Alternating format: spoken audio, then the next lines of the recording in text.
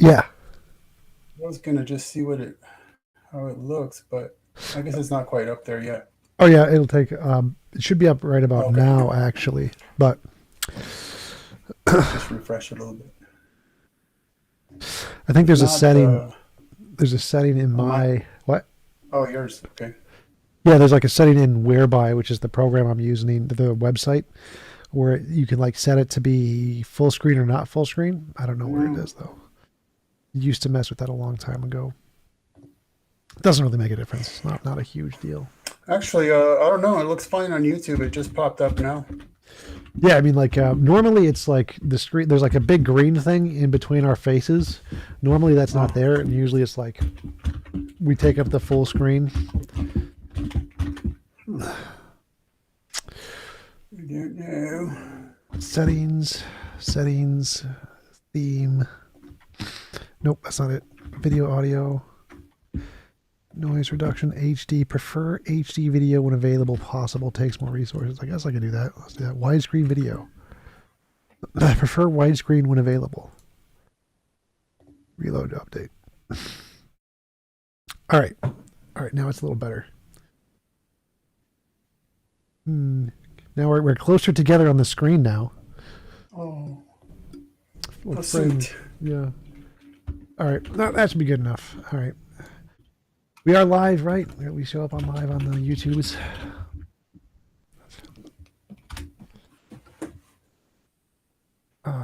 Yep. Yep. We are live. 15 watching. That's good. All right. Kim, thanks for Hello, coming on. 15. Appreciate you taking the time to have a conversation with me. Would you mind telling us a little bit about yourself before we get Likewise. started? Yeah, and I was trying to remember. I think we've been trying to get this done since mid-October, or November, from what I recall, because I was still trying to work two full-time jobs back to back, and then you were traveling, and stuff just kept coming up, huh? Yep. Last time I had to reschedule was I had like an impromptu date. So one of my friends Whoa, who is hello, do tell. yeah. So one of my friends who's a lead ballet dancer here in Minneapolis. He's like, hey, you want to go on a double date like tomorrow? I'm like tomorrow? It's a little short notice, but so I called up the girl I'm dating. Like, hey, yeah, you free tomorrow? He's like, all right. So it just happened to work out that everybody except me was free. So like, Ken, can we reschedule? I got this double date thing. Yep, Yep. And it's then good though. I took a little bit of time off to deal with a certain sickness that's been going around the world. The not COVID. Yeah, the big C. Yeah. I don't get demonetized ever for talking about COVID, which is really nice. Oh, huh. Yeah. I mean, why should you just for talking about it? But hey, who knows? Yep. Yep. Yeah, it's a weird cyber world out there. Yep. So you want to tell us Oh yeah, about? yeah, about me. Yeah, Yes. yeah. Well, contextually, I guess I'll emphasize that I was raised completely secular, 100%. My my parents, whom I won't talk to about very much because of my sense of filial piety or piety. They'd think I'm pretty much nuts right now because I'm a Jew who has come to recognize that Jesus is the Messiah. And they are And Jews, yeah, regular Jews. what's that? They are like classical Jews that don't accept Jesus. That's the difference between you and them. Yes, I would use the term rabbinic Jews. I Gotcha. mean, rabbinic Judaism, the overwhelming majority of Jews on the planet are rabbinic Jews. It's just that that's not the religion of the Tanakh. It's not the Old Testament religion. It came about later. Like there's no rabbinate in the system of rabbis. There's no rabbinate in the Old Testament. And you are a Messianic Jew, is that correct? Yeah, I'd go with that. And Cool. my buddy here, Bruce Lee, he's Jewish too, or he was. His grand on his grandparents' side, I think his grandma was Jewish. Because I remember Bruce Lee was an atheist though. Oh well, see, that's one of those interesting things about Judaism is it can be defined theologically or genetically. Oh yeah, like your Right, origin location. It's ethnicity. right. Yeah, genealogically. So yeah, that's one of the interesting things about it. And in fact, I found Catholics are a lot alike because they'll be like, "Well, I'm Catholic because my family's Catholic." Yep. Well, do you believe in the theology? No, but I'm Catholic. Okay, I don't. It's one of those weird cultural things. Yep. The cultural Christian Jordan Peterson types. Yeah. Yeah, So Dawkins said the same I'm an thing. Called a atheist. Christian. So I'm an atheist. I don't believe that there's any evidence of a God. I think that everything is better explained by naturalism. Could you tell us some of the reasons you think that there is reason to believe in a God? Well, for me, that sort of a question is really down the line. So maybe we need to do a little digging around for groundwork first. Okay. So then, um, why? I told you I'm like almost ready to take a nap. So let's just bottom line this thing. What would even be a reason to bother discussing this, It's right? fun. To talk about. Oh, well. Oh, okay. See, that's good. I can really appreciate that. So we would say that objectively, there's no reason, certainly not in an atheistic worldview. There's really no reason except that it's a subjective personal preference, right? No, I I mean, think that because it's fun. I think most atheists believe there is objective reason and truth in the world. I don't think Yeah. any Oh, but atheists then think again, reason is subjective. Don't think most atheists don't think that. yeah, but of course, what atheists or most atheists believe is not necessarily the issue. The issue is whether there is an issue, whether it really matters. Yeah, so what I mean is So, that under pretty much every view of atheism, there is objective reason. well, I mean, atheists would have to reason, which is unreasonable circular reasoning. Not that it matters in atheism. What? Like, I don't understand what you're saying. So reasoning exists, obviously, we're doing it, and it can come about without a God just fine. Like, you don't need Yeah, reasoning. so that's interesting. So, Go ahead. well, okay, let's say that we grant, well, yeah, reasoning could come about in an atheistic universe. Um, okay, but so what? So does lava. So so do black holes. So does a lot of stuff that we wouldn't want to dive into. Yes. I So don't I mean, follow the point. it's like we're at this point we're just saying that granting an atheistic universe, reason, the ability to reason, is a brute fact. Like all these. I love the term "the furniture of the universe." That's a Made me feel like a moving truck just pulled up and unloaded a universe. So okay, yeah. So it's I'm granting that would be part of the nature of the universe of existence and an ability we have.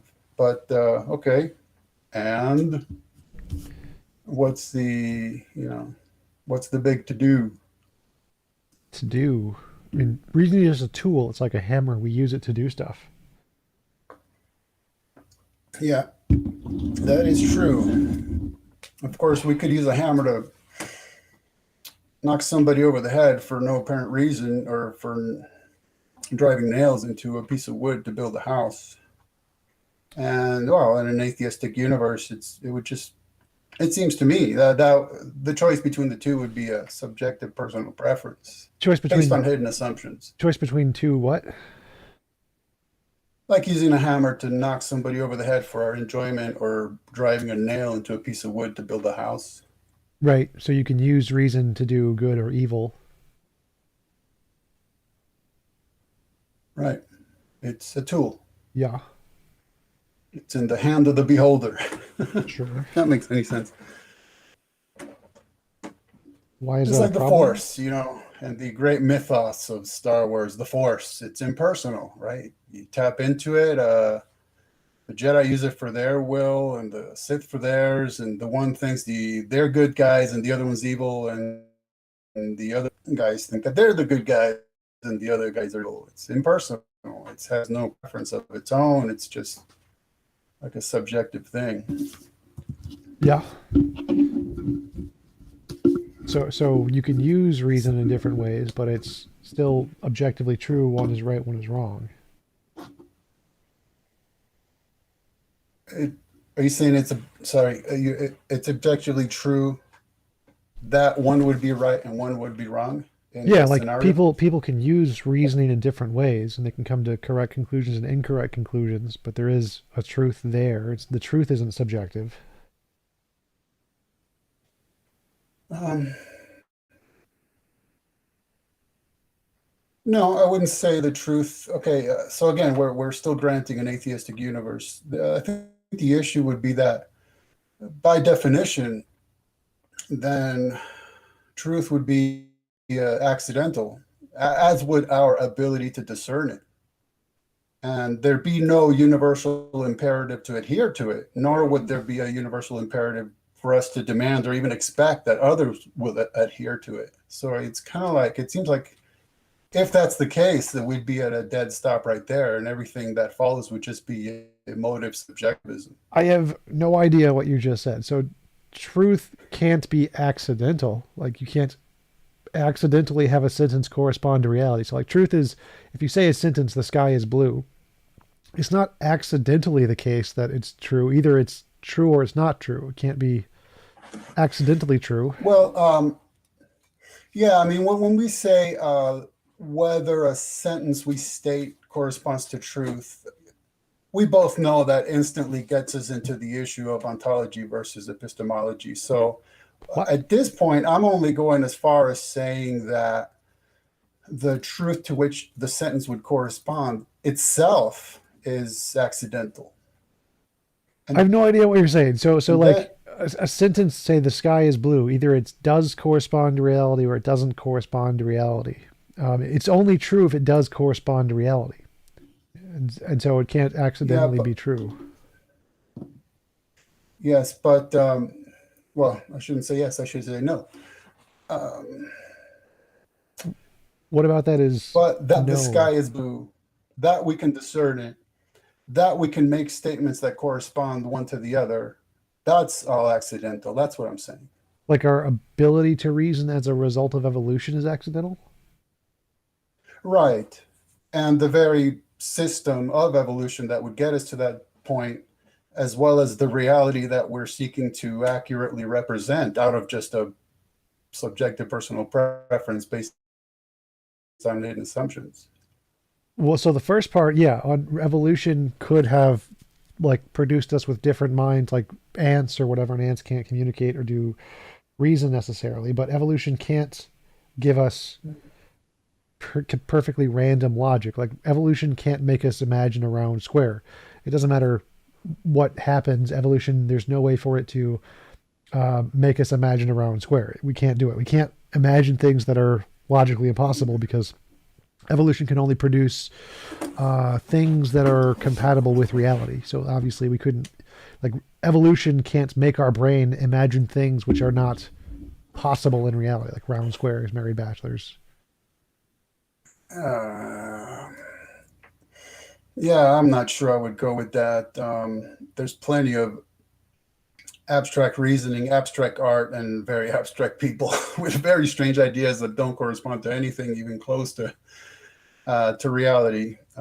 Well, right, but like, But do you know of anybody who can imagine a round square? let me see. Oh, I'm trying to visualize an MC Escher etching. That gets us pretty close, but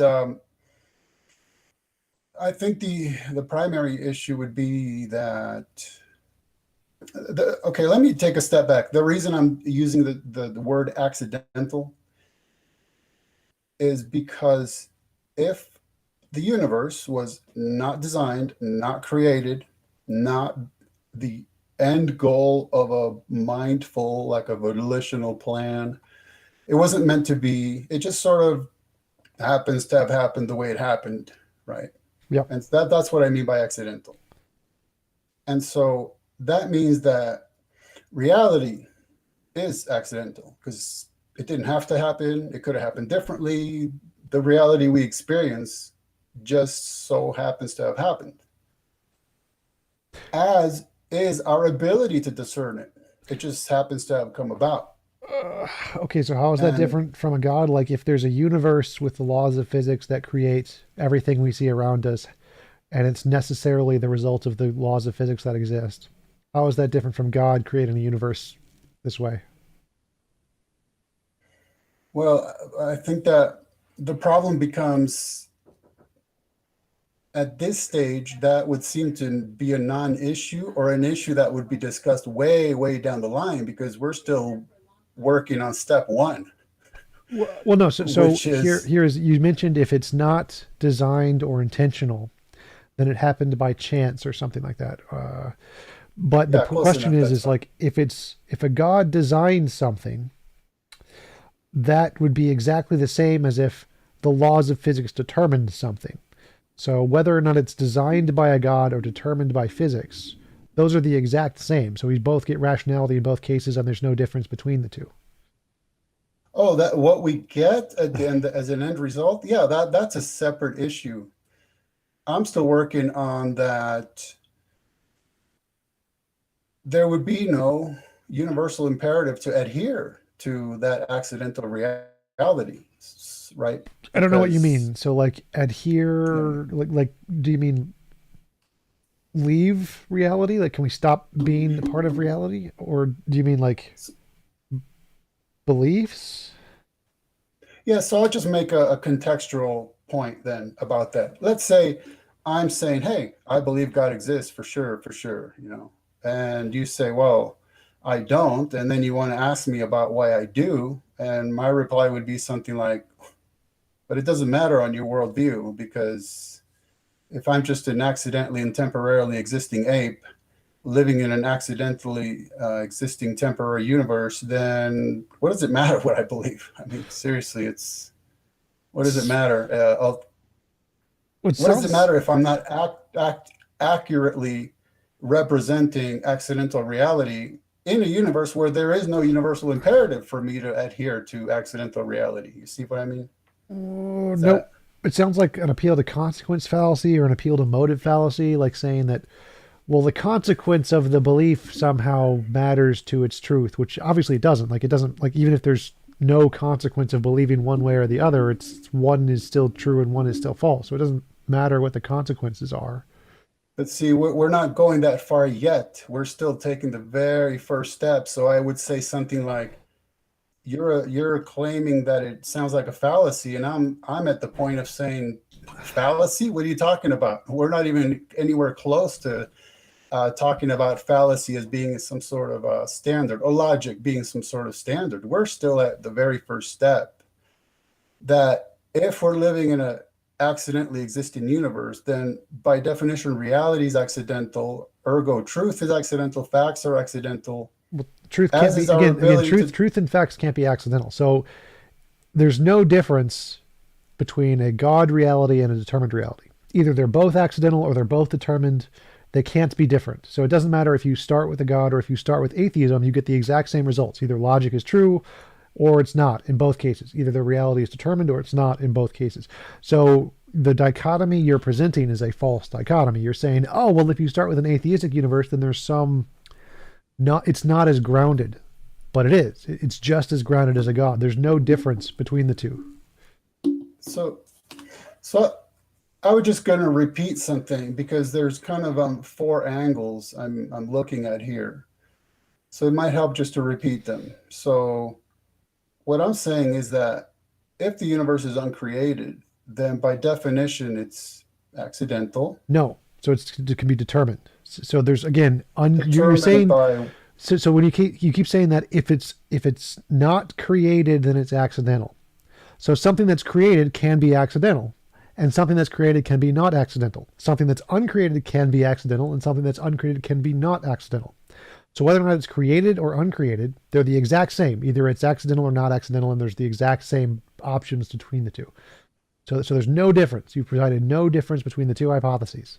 Created and uncreated could both be either accidental or not accidental. They're they both the same. There's no reason to prefer one or the other here. Well, there is, especially as we get down the line a little bit, but I apologize. I'm still stuck on step one. So, by definition, if the universe didn't have to exist and it didn't have to exist this way, then we can use the term determined if it makes us feel better, but we're still talking about the same thing, something that need not have existed and happen to have happened this way. It could have not happened at all. It just happens to have happened, and it happened to have happened this way. Which is exactly the same as a God. So either God could have created the universe this way, or he could have created a different way. Either nature could have deterministically caused the universe to be this way, or it could have deterministically caused it to be a different way. So again, those are the exact same with the created and uncreated. Still the same. So there's still no difference between the two. They are both equally as justified. Well, except if we're gonna see, we're stepping into the realm of um, matching our ideas against reality and logic, and I don't even see how we got there yet. Oh, what? But well, that's what we're doing, right? I mean, we're having a styled contest to see whose views more accurately represent reality.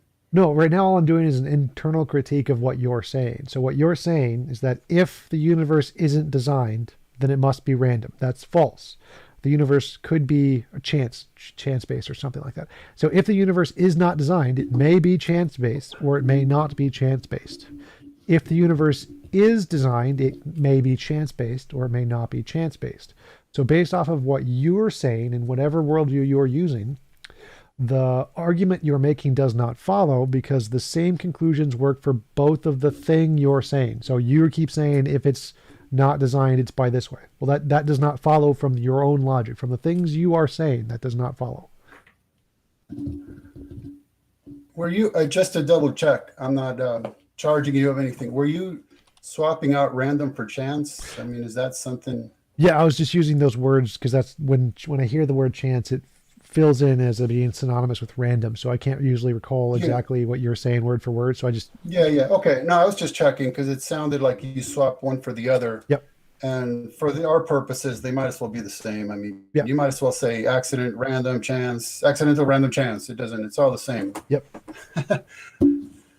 So I mean, the thing is that so if we start talking and you self-identify as an atheist, I self-identify as a Christian or a Messianic Jew, then yeah, that obviously carries a lot of baggage for both of us. Right. A lot of the baggage. Like you said, we haven't gotten that far yet. So I'm just going based off of what you said. So just in your worldview, you said that if the universe isn't designed, then it's a result of accident or chance or whatever. Now that's false. That's false in your worldview because in your worldview, you've provided no reason to think that if something isn't designed, the only other option is chance. And you've provided no reason to say that if something is designed, it's not a result of chance. So because you haven't proven that if it's designed that eliminates chance, then something that is designed could be a result of chance. Like God's nature could be a result of chance, or the way God designs things could be a result of chance. He could just randomly design it. And because you haven't proven that if it's not designed, that means it necessarily must be accident, because it could be determined. It could be like the necessary laws of the universe may necessarily require this to be the case. So it's not chance, it's not random. It's exactly the same as God's nature. It is a necessary thing without the God. And so it would not be chance. So your first argument, or your first claim that if something is not designed, then it must necessarily be accident is false. Accident is one option in both the designed and the non-designed case. And necessity is an option in both the designed and the non-designed case. So right now you haven't shown a difference between design and non-design. They're both of them could either be accident or both of them could either be necessity. So we're still at the impasse, I think, where we're applying logic where we haven't even established that that's any kind of standard. But so what would be the third way, the horn splitting third way that sorry, I don't mean to laugh at you, but I looked up from what I was writing and you're like It's like, huh? What happened? Okay, he's fine. Never mind. He Yeah, passed away on us. the No, reason I'm making that face is I'm not following what you're no, that's saying. fine. It was just a funny thing to look up and see, like. So I'm not sure how necessity comes into it when there was no necessity for a universe to exist. Why do you think that? Like, I think there was. Okay, so how in whatever we would call a universeless whatever it was, why would there suddenly be a necessity for a universe to exist? The Or nature of how? the Why or quantum how? fields determined it to exist, so it was a necessary Ah, result. okay. So then the quantum fields were either, it seems to me, the quantum fields that preceded the universe would just sort of have happened to have happened. No, they were always that way. So they exist outside of space and time, and they have always been that way.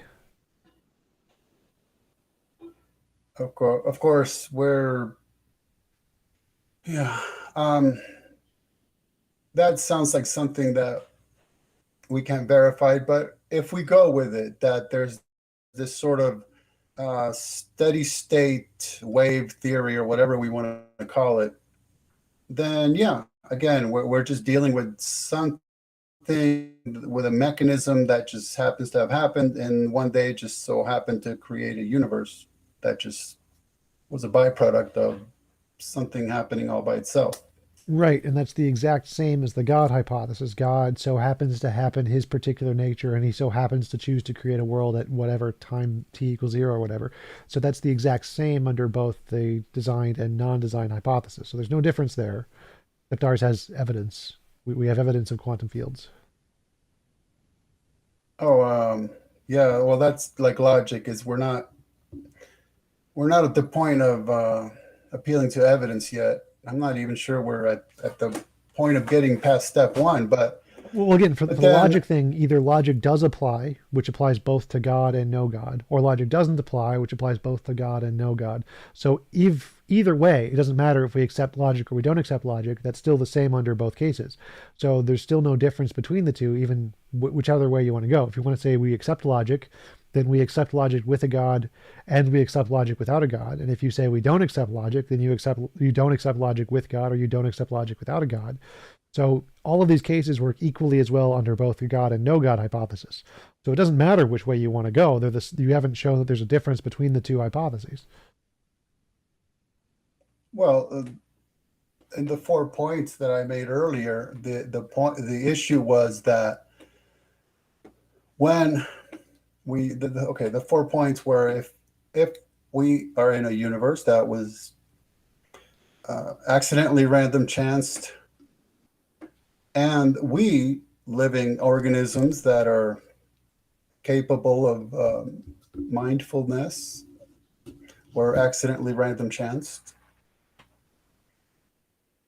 there's also no universal imperative for us to adhere to that accidental random chance reality. I mean, we could. I mean, it's a subjective personal preference. We could, but it's not like we have to. So if someone's illogical, it's really irrelevant. And then the other point was, Wait, then there's I also don't understand no, that point. So I don't understand what you're yeah. saying there. People's internal motivations are irrelevant to truth. So bringing up people's motivations doesn't matter. It's an appeal to motive fallacy. Yeah, well, not that it matters on atheism is my point. It does. That It you're does. So claiming on it's a atheism, we fallacy. accept logic and reason. So if you don't want to accept logic and reason, Well, that's okay, fine. yeah, But yeah, we accept logic and yeah. reason. No, okay, yeah. Let me take a step back. I'm not arguing against logic or reason. I'm just Well, it seems like you are because you trying keep to take. saying you keep arguing that there's some possible worldview in your ideas that doesn't accept logic and reason. In ours, there isn't. You don't get that option in atheism. It's only with theism that thinks that you can't have logic and reason. Well, for one, I'm not sure you should speak like a dogmatheistically, if I may make a clunky word, like dogmatheism, like you're being dogmatic. We, all atheists, ergo, believe this. Eh, I mean, I don't know. I wouldn't pull every atheist into the same camp, but that's fine. I'm talking to you tonight, so okay. Well, I mean, so So, there are some theists who think that God can make 1 + 1 = 5, oh, and Tom, well, there's many theists who think that God can make 1 + 1 = 5, and that God can break the rules of logic. And so again, it's the theistic view that rejects logic, and the atheistic view does not reject logic. yeah, well, but I'm just saying those are just extremely broad brush terms. I mean, they're like if you say theism, that covers virtually every human being that has ever existed, and I'm not prepared to try to defend or argue in favor of virtually every human being that's ever existed, Actually, the most were right? atheists. Most humans didn't believe in a God. If we take all humanity from the past 200,000 years, most humans did not believe in God. That's actually a relatively new thing. That would be an interesting study to read. But so no, I'm not arguing against logic. I'm just trying to work my way up to it. Right. And that's why I'm saying I'm not sure we're ready to appeal to it as a standard or claim fallacy or request evidence, any of that stuff. I don't think we've gotten there quite yet. I'm not sure what you mean. But I'm So just making, so logic is a description of reality. Logic is a result of evolution, which caused us to have these things. So now I have, in my worldview, I now have logic, which I can use to well, justify things. So my worldview has gotten me there. yeah, I know, but I mean, we both know when we say the word logic, we're really referring to two things. We're referring to naturally occurring phenomena, and then we're referring to our description of that phenomena. Right. So if we say laws of logic, we're referring to the phenomena in and of itself. And we also mean our description that we can put in pithy catchphrases like the law of non-contradiction. That's a law of logic. Yeah. But it's describing what? Well, it's describing reality. Reality. So, Yeah. I so mean, reality yeah. exists. Logic describes reality. Our brains Yeah. exist. They are Right. in reality, and Right. they describe reality with logic. So we now have logic. We now have fallacies. We can now use those as justification. Can exactly. Yes. Can. Yeah, we can. Of course we can. We can do Yes, anything. that's what I'm doing right Not now. So I've literally, but logically shown that your argument does not follow because of your statement. If it's not designed, it must be chance is false. So I've logically proven that's false. If you want to reject logic, that's but fine, but we should be past that. is it? Is it? Is what? Is it fine if I want to reject Yeah. logic? Yeah, you can reject logic as much Well, as you want. I don't care. there you go. That's why I picked on the word can, because you're saying we can use it. Well, yeah, of course we can. Right? We can do a lot of stuff. That doesn't mean we ought or should. It's Well, just, again, like I said, it's a that's subjective personal preference du jour based on hidden assumptions. Yeah, we can. Sure, of course we can. right. But that's what I Because brought up we the have, appeal to motive fallacy. So if you can use a calculator to calculate quantum mechanics or whatever, and you can get the right answer, or you can just shake a magic 8 ball and pick up a number off of the top of your head, but one of them is correct and one of them is not correct. So you can choose to not be logical. That's perfectly fine. I don't care. But I'm going to choose to be logical to get the right answer. And if you can't get the right answer, I'm right. going to call out you on getting the wrong answer. Exactly my point. You are going to choose. It's just Yes. Tom's pastime du jour. That's what you feel like choosing. Yes, I Yeah, choose logic. yeah. We're agreeing that it's a subjective personal preference of yours. That there's no Sure. arguing about that, is there? Well, I mean, you can't choose not logic. Like, you can't choose round square. You can't, that's not an option. There's no way for you to choose to imagine a round square. But But I thought the whole point about making at least a part of your life being some sort of, I hope you don't mind a pointed term, some sort of atheist missionary. I thought the whole point was to tell theists that they're being illogical and they shouldn't be illogical. Or is your no. point just that you have free time during the day and you want to do something with it? And you're telling theists, Oh, boy. hey, in my subjective personal opinion, you're being illogical, but there's no universal imperative to be logical. So it's not really relevant. It's just, I got to fill up some time or Well, whatever. it seems like you're confusing the need for a universal imperative to be illogical. Like, it seems like you're saying that if there's no universal imperative, then it's not possible to be illogical, which is No, no, false.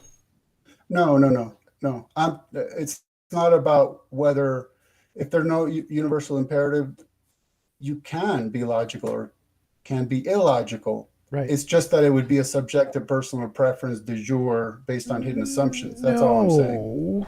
No, no. So like there's a truth statement like the moon is 250,000 miles away. Like you can agree to that, you can believe that, or you could not believe that. Now there's no Right. like um, imperative there that says you should believe this, but you can still be right or Right. wrong even if there's no imperative. It's not subjective. You're not subjectively right or subjectively wrong, but there's no imperative. You don't need an Yeah. imperative for truth values. So you can be irrational or illogical objectively even without a imperative. There's no you don't need any kind of categorical imperative to be illogical. Right. Yeah. We're agreeing on that. Oh, In a okay. manner of speaking, we're agreeing on that. My only point to buttress that is that that's why it doesn't matter ultimately if someone's accurately representing reality or not, because there's no universal imperative. So, yes, something is absolutely true, something is absolutely false, even in an atheist universe. My point is that it doesn't really matter. Right, and that was where I said that's an appeal to motive fallacy, and whether or not people care doesn't matter to whether or not it's true. So I care about is it true. I do not care about whether or not there's some imperative to whether or not you should believe it's true. It's irrelevant. So whether or not someone says you should believe what's true doesn't matter. I want to know is it true. I don't care if there's some imperative of whether people say you should believe what's true. That doesn't matter. So is it true is a different question to whether or not there's some imperative that you should believe it's true. And the two are separate. You don't need one for the other. So, that's why I keep notice. Just now I wrote down two quotations. You said I care and you said I want. But Yeah. that's my point. It's all based on Tom's subjective personal preference. Well, It's what you I don't want, it's think what you I don't care. think you're following. I don't think you're following. So what anyone wants does not matter. Things are true. If no humans ever existed, there would still be true things and there'd still be false things. Yes. Right. Right. So I'm asking if I'm Right. asking a question about a true thing, is this true? What everyone in the world wants is irrelevant. Makes no difference to the answer to the question. Right? Yeah. You with me? Truth is absolute regardless, period. Right. So if I'm asking a question, is this true? And you keep saying, well, what about the motivation? Well, that doesn't matter. Like there's no possible sentence where you can add, but the motivation or the imperative, because that will never make a difference to the answer. Well, it changes nothing. So it's a complete In a irrelevance way, to my question. but it does matter because if we determine just unbiasedly, right? You and I are just watching something and we both agree, hey, that's true. Okay, there is that absolute truth, and we can both agree to it. All right, we're on the same boat at this point in the story. And then, but there's the next step where we go, well, then now what? Ergo, what does that mean? What does it matter? And it's that in the point of application, in the point of epistemology, where we go beyond, hey, X is a brute fact, and we can both accept it and agree on it. Now what? Well, we haven't Right? gotten there yet. We're still trying to go. Is it true? Like, who cares about the now what? The now what is irrelevant. Oh no, well, we're done. I mean, as far as I'm concerned, uh, we're agreeing that truth is absolute, and regardless, period, full stop. Right. It's just that on No, we're asking more than that. We're saying, is it true that God exists? That's the part where that's still a truth question. What you do with that doesn't matter. I don't motivation doesn't matter. What the consequences are don't matter. None of those imperative questions matter to this question. We're still on a truth question. Like, is it true? That's one kind of a question. And then what would you do with it if it is true? What is the consequence? That's a different question. That's the imperative question. The imperative question does not matter. It's irrelevant. There's no value to the question at all. It's like, who cares?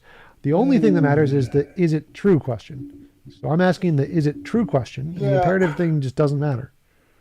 yeah, I'm not sure I can grant that because the very question, is it true, carries a ton of baggage. It's based on hidden assumptions. It's not just an unbiased question in a vacuum. It exists based on hidden assumptions. To even ask such a question, is it true? Well, who cares? Could be a one answer. What does it matter? See, that's why we No, constantly get. no, you can't do any of that you just said. So is it true? none of your assumptions matter. If no human beings existed, the answer would still be the same. It either is or it isn't. So there can't be hidden assumptions there. There can't be biases. There can't be intentionality. It is either a fact, it is true, or it is a fact that is not true. Remember, you agreed to this before. You said that truth, there is truth, it is objective. No opinions matter to it. So there can't be hidden assumptions there. Truth isn't based on assumptions. No. The truth, no, you're right. Truth is not based on assumptions, but let's remove humans from this universe that just happens to have, okay. Yep. This universe still contains brute facts, right? Yeah, sure. It contains truth. Whether we're there, the tree will make a sound in the forest if it falls, whether we're there to hear it or not, because sound waves still proceed forth from it. But then we can't, it seems to me, then detach the fact that we are both human beings in this universe asking the question, is it true? We can't detach that, or else yes, we can. We just did. Discussion. Yes, we can very easily detach that. So like before, I don't know, are you a young Earth creationist or old Earth creationist? I'm an I could care less creationist. Okay, so like 10 billion years ago, before any humans existed, did God exist? Oh, you're actually asking that question. What? I don't know if it was rhetorical. No, yeah, it's like a literal question. So this is a question we're asking. So before any humans ever existed, did God exist? Are there rhetorical answers? They're just questions. We should debate that one. I'm just kidding. Yes. Okay, why think that statement is true and not false? See, we're gonna have just eliminated all humans. There's no humans here, none of them, and so no opinions matter, no prior commitments matter, no assumptions matter. We're just saying, why think that statement is true?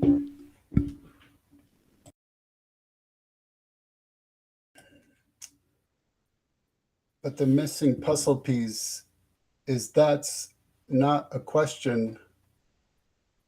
Sure sounds like a question. How is that not a question? I'm saying it is a question. That's my whole point. It is a question because you're asking it.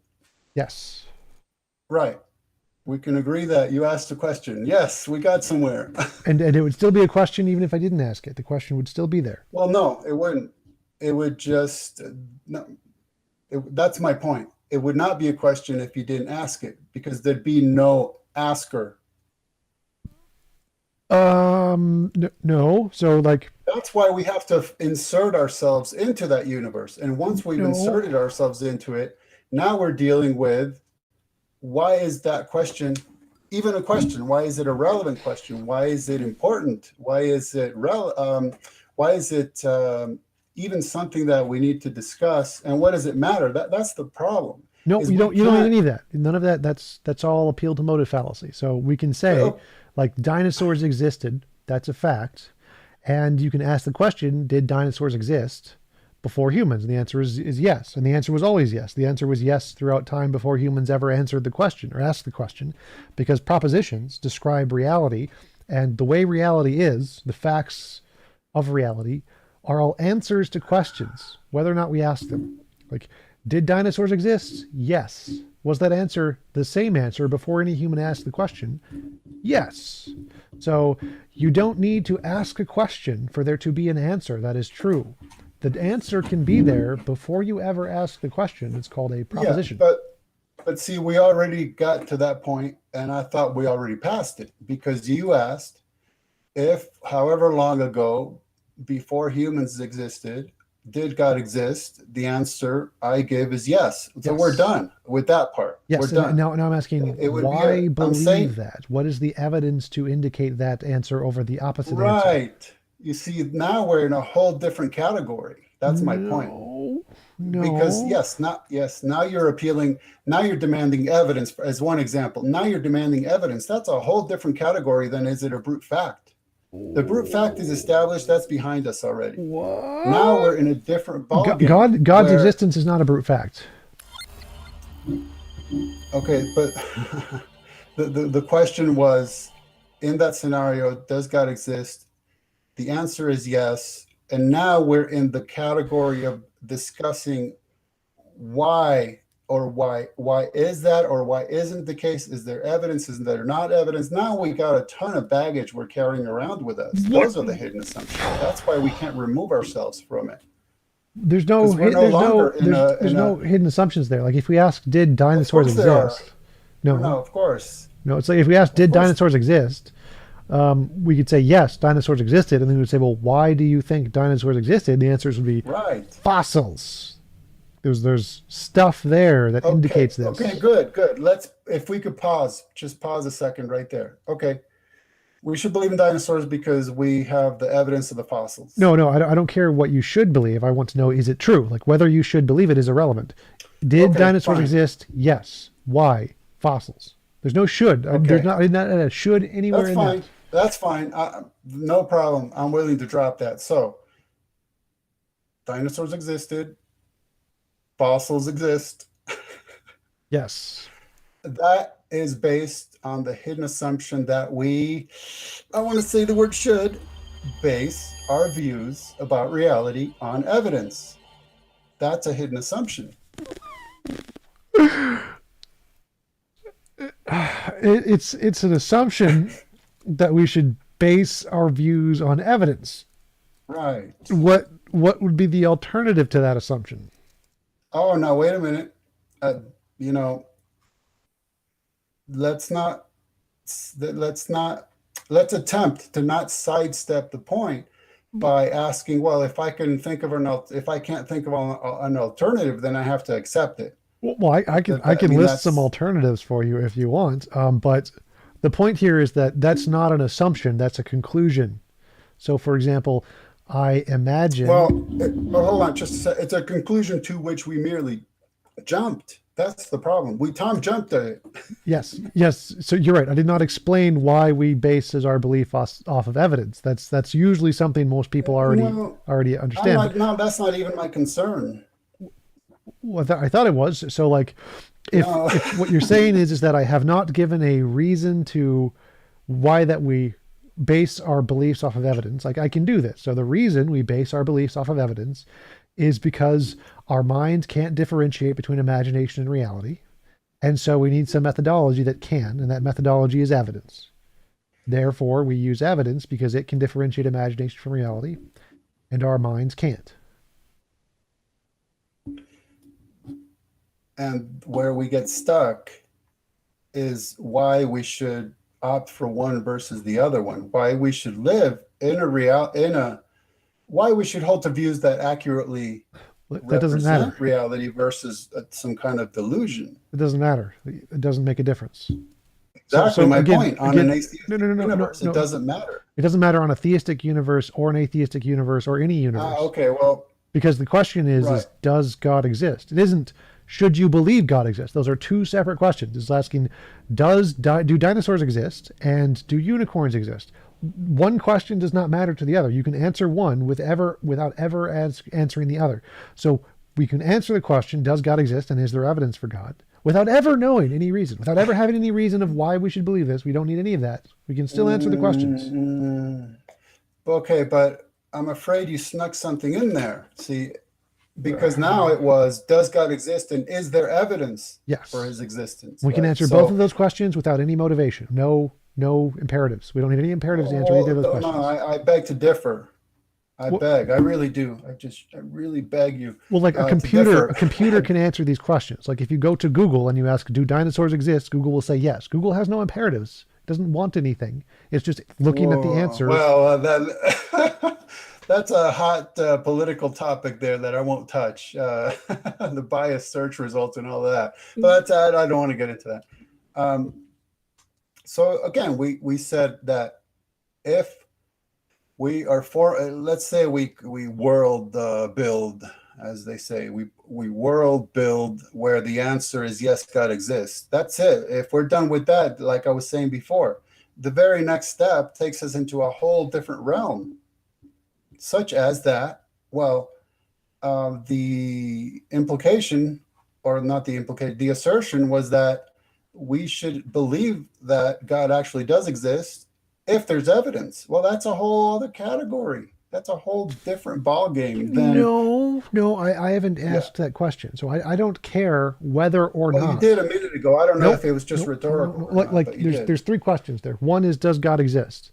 Two is there evidence? And three is, should we believe things based off of evidence? Now, I don't care what the answer to the third question is. Makes no difference. If you don't want to believe things based off evidence, that's perfectly fine.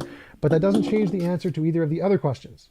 The other questions would still be answered the same, independent of the third question, right? The original, the first question? So the three questions are, does God exist? Yeah, Is there evidence of God? Should we believe things based off of evidence? right. And none of the answer to any of those questions is relevant to the third one. The third one doesn't matter. The first two Oh, you will well, still answer independent of the third one. well, okay. In an atheist universe, the third one doesn't matter. Well, in any universe, the Uh, third one doesn't matter. Like, there's no way for the third one to matter. It's literally an appeal to motive fallacy.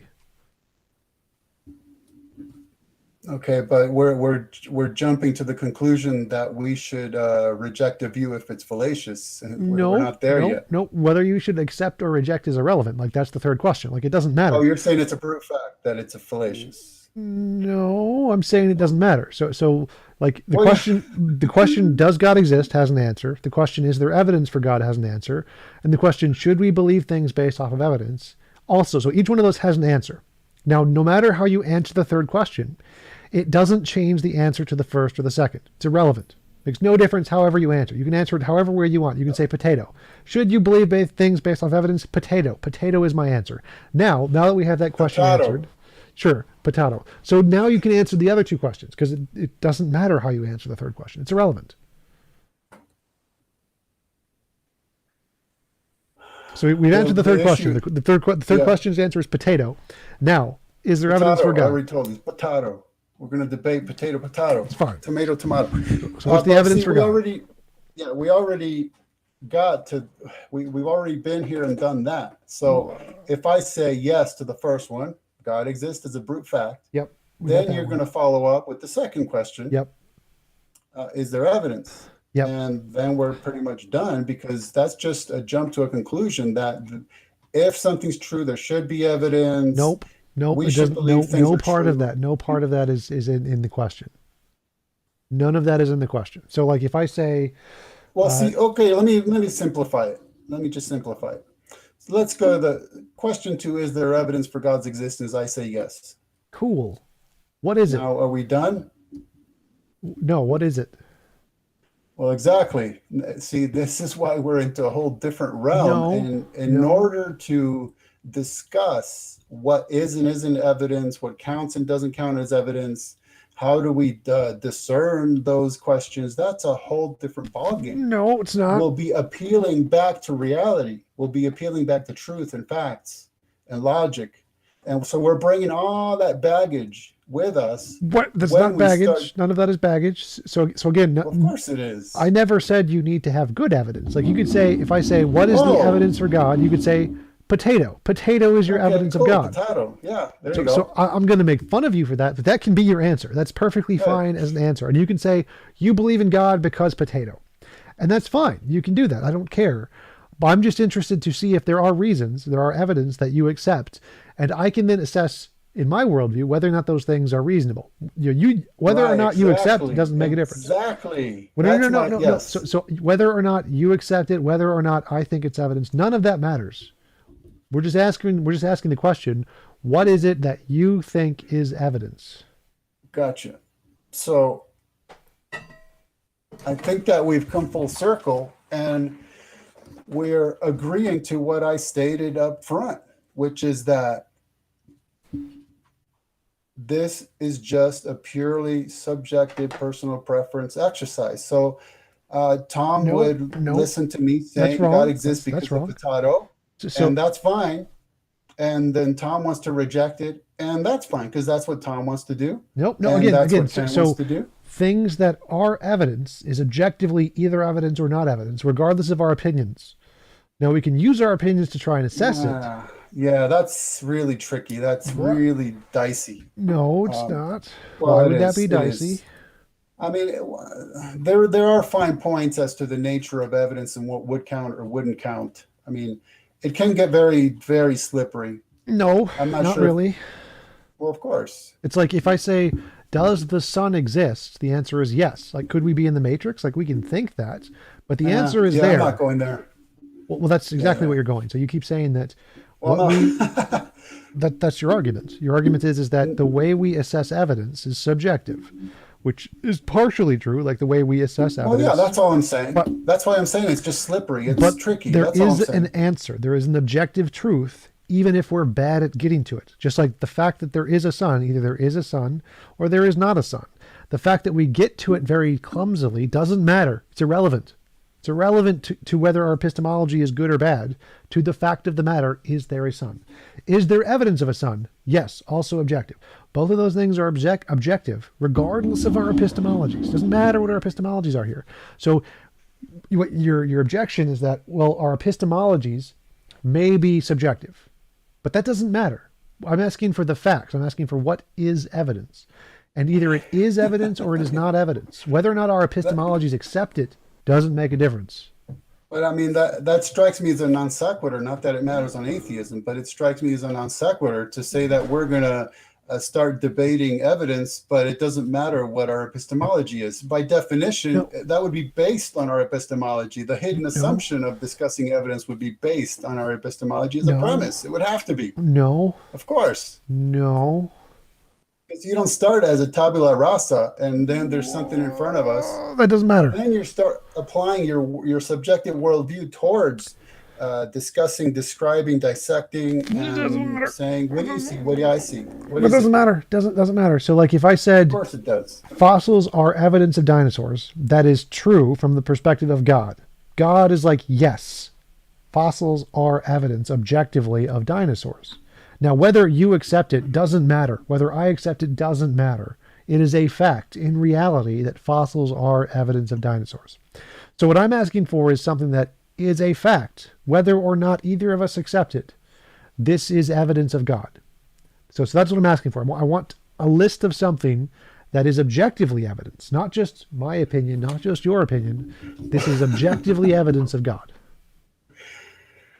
But again, I'm going to have to just read a little quotation. You said, I want. Again, you want. Okay, you want. Tom wants. Okay, Yes. that's nice. Tom wants. Okay. Well, so why are you implying it's incumbent upon me to provide you what you want for some odd reason? No, Or like in the purpose of it in this conversation, the reason we have conversations is because they're fun. And the point of my question, well, like this isn't a hypothetical imperative, or this isn't the categorical imperative. It's a hypothetical imperative. I'm saying the reason I'm asking this question, what is the evidence, is because I want an answer, which is evidence that is not based on my epistemology, not based on your epistemology, but is objective. What I want, as in the answer I'm looking for to this question, yeah. is something that is evidence for God, not subjectively. I don't want subjective answers. I want not subjective answers. Of course, that's the problem of what if I think it's objective, you're going to say, no, that's just subjective. Well, Then that's we're fine. down. That's fine. We can Okay, debate so, that one way or the other, but the point here right, is that you can present an answer which you think is objective. That's all I'm looking for. And then I can say I don't think it's objective because of this, and then we can go through the conversation. That's fine.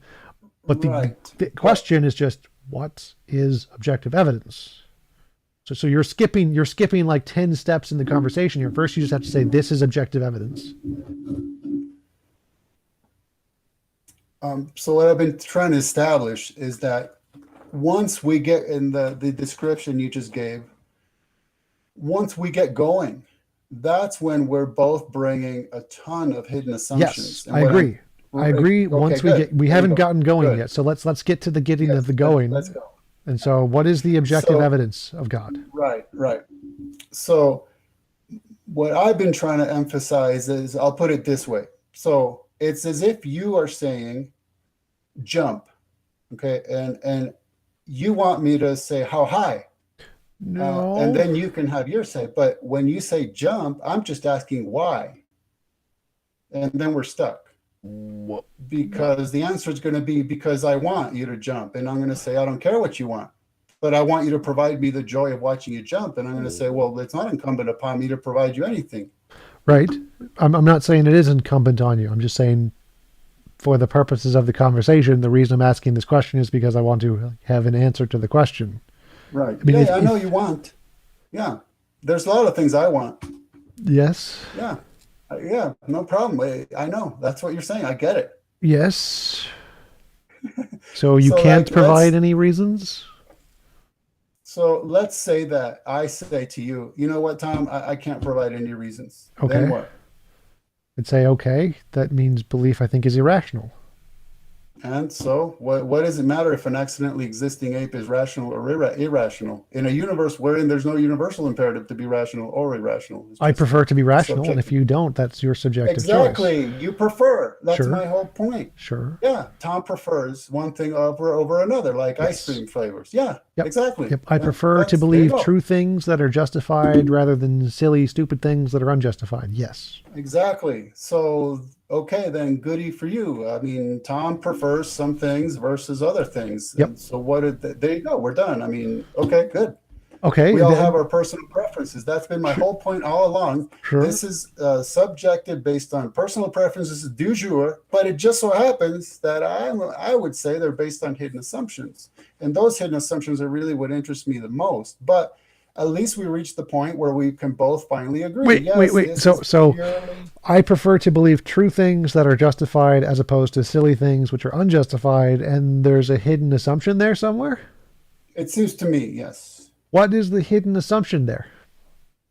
Right. So I'm going to be, I'll answer that. But first, I'm going to be a little naughty. And I'm going to say, what if I just don't feel like answering you? And they might not be as much fun for you in this conversation, but Oh, I'm I'm not. having tons of fun. My chat is enjoying this thoroughly. So whether or not, whichever way you answer is entertaining to me. Incidentally, I'm really enjoying this discussion too, even if it's like really stalled here and there and a lot of pausing. I mean, it's been a fascinating discussion thus far, but that's what I'm trying to drive home is what if I just say I have no real reason or nothing that you would find convincing. It's irrelevant, right? It's just one ape going ooh, ooh, and the other one going no, it's ooh, ooh, ooh, and it just doesn't really matter. It's just one sound versus another one being lost in the sound waves are going off into space, and so what? So what? We already agreed, so nothing. That's the Sure, whole sure. point. So if one ape says one plus one equals two, and the other ape says one plus one equals five, like you're right, it doesn't matter. You can choose whichever one. But there is a fact of the matter: this ape is right, that ape is wrong. So it's a fact, regardless of whether or not we care about the fact. So what is my hidden Ah, assumption of wanting preferring logical, justified things as yeah, opposed to yeah. silly things? Incidentally, and I'm not trying to evade. I just thought I'd mention this. Lawrence Krauss claims that two plus two can equal five. You know that one? That's he's using taxi cab math, so it's only Yeah, yeah. He's saying two plus two can equal five given high values of two, right? Like yes 2.5. in taxi cab math. 2.5 plus 2.5 can equals Yes. right? 2 plus 2, 2.5 plus 2.5 equals 5. So that's what he's saying. High values of two. Right. So Anyhow. what are my hidden assumptions in preferring Okay. logical Yes. things? Well, I don't know because I can't read your mind, but I can take a wild guess. Okay, take a guess. It's because somewhere inside of you, let's see, I can't really see it, but somewhere inside of you, I think there's something that recognizes that, as you already agreed, it's not like it's going to be shocking. There is absolute truth. It is objective. It's out there.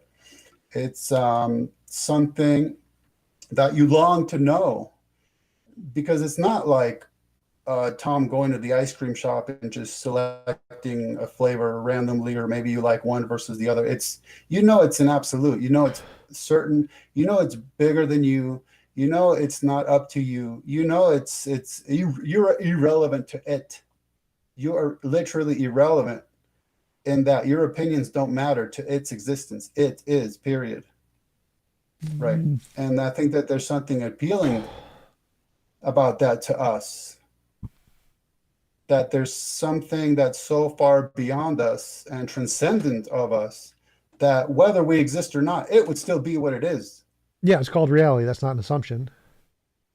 Yeah. Oh, no, I'm not saying it's an assumption. I'm saying concretely, we already agreed that reality Right. uh, is So an absolute, regardless wait. The of, question was what are my hidden assumptions in yeah. preferring logical things? And then you said it was that there's something independent of us, and that's not an assumption. You just said that's not an assumption. So Oh, okay. I that see what isn't you're saying. Yeah. Yeah. Yeah. Yeah. okay. I see what you're saying. I think the hidden assumption would be that there's some sort of benefit that maybe even transcendent to having your views match empirical truth, right? It's something that you're trying to grasp at and you want to accommodate into your life via your views, where you would think it's just a subjective personal preference of yours.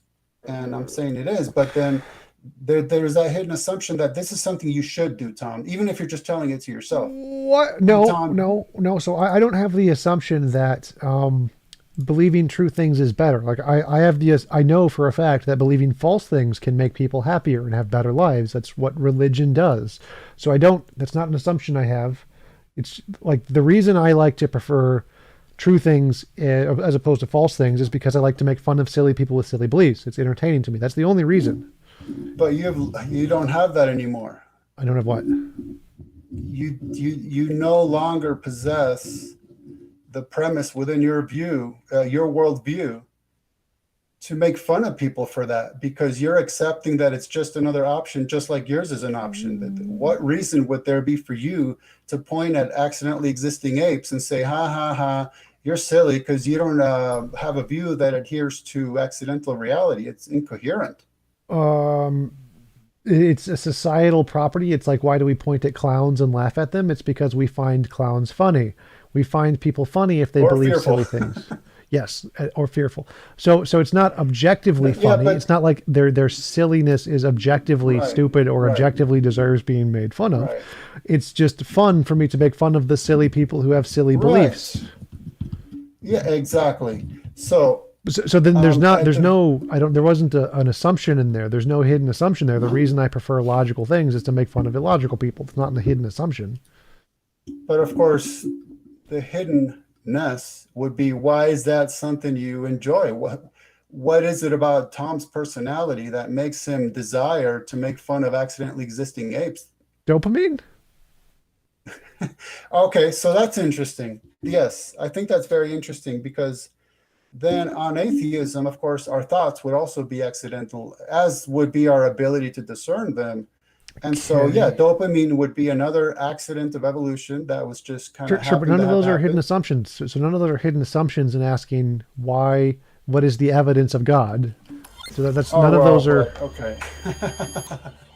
But I thought we had gone beyond that into another realm by this point. So at this point, Gary my sent a super chat. This guy went on a trip and never came back. Tell him to stay off the drugs. He makes no sense and only evades questions. Why, Tom? Why? yeah, this stuff about he only evades question is just an embarrassing thing that people like to say to people who are having discussions. It's so embarrassing that anybody who listens back to this will be able to literally tabulate the number of questions both of us have answered.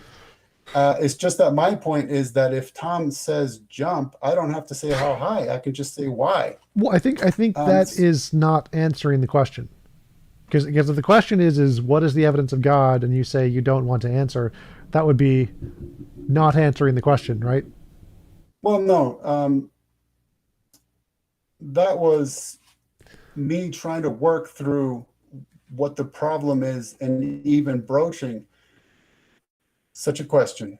It wasn't evading, it was just pointing out that once we start the discussion, we're no longer in an unbiased, objective, brute fact universe. Now we're dealing with two human beings who are bringing baggage to the discussion. That was my whole point. And we got to the point where we agreed that for you, it is just purely subjective and you just have a personal preference. And so you want it to be satisfied. And then if I don't satisfy it, well, that's fine too, because who cares if a ape satisfies you or not? It's not incumbent upon me to satisfy another accidentally existing ape. So I mean, we reached avoid. that point in the discussion. So evade definition dictionary.com is avoid giving a direct answer to a question. So if I ask the question, what is the objective evidence of God? And you say you don't want to give it, that would technically be an evasion by the definition of the word. Okay. And the reason I should adhere to one dictionary definition is what? I Because don't. Tom says so. Thus saith Tom, or what? Well. So with the super chat guy, he's like, when he says you're evading the questions, that is an accurate usage of the word given English, because the definition Right. is that. So whether you accept Right. it doesn't So, matter. His usage of the language is correct. okay, let me okay, question. So let's work with that a minute. Ken is evading questions. So what? What does it mean if an accidentally existing ape is evading questions in a universe where there is no universal imperative to not evade questions? See, that's just a brute fact Yep. based on hidden assumptions. Yeah, it means that he gets to put a super chat of $5 and make fun of you and get to be correct. That is what it means. Does that mean I get $2.5? No. Oh. Maybe if you answered Where's the Lawrence question. Krauss when I need it? But see, that's what that atheist who wants to pound his apish chest at me needs to think about.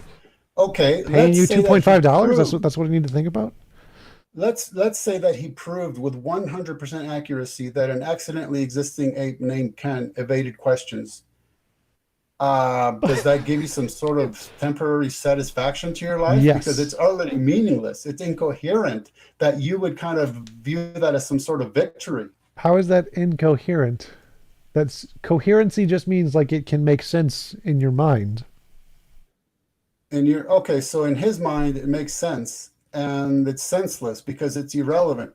What does it matter if an accidentally existing ape is evading questions within a universe where there is no universal imperative to not evade questions? It's That's why it's entertaining. incoherent. So again, you don't need a universal imperative for Okay, things to have so meaning and purpose. hey man, if you want to keep coming back to the point that for you this is 100% subjective, personal preference based stuff, then that's fine. That's what I said from the get-go. So that's fine with me. We finally agree again. We've gotten Right. full circle and full circle and full circle. Cool. Full circle. Cool. So So what is maybe- what is the objective evidence of a God?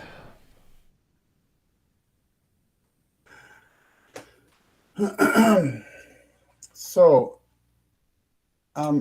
it's unfortunate that, to me, it's unfortunate that there seems to be so little patience with laying groundwork and thinking about meta issues and looking at premises.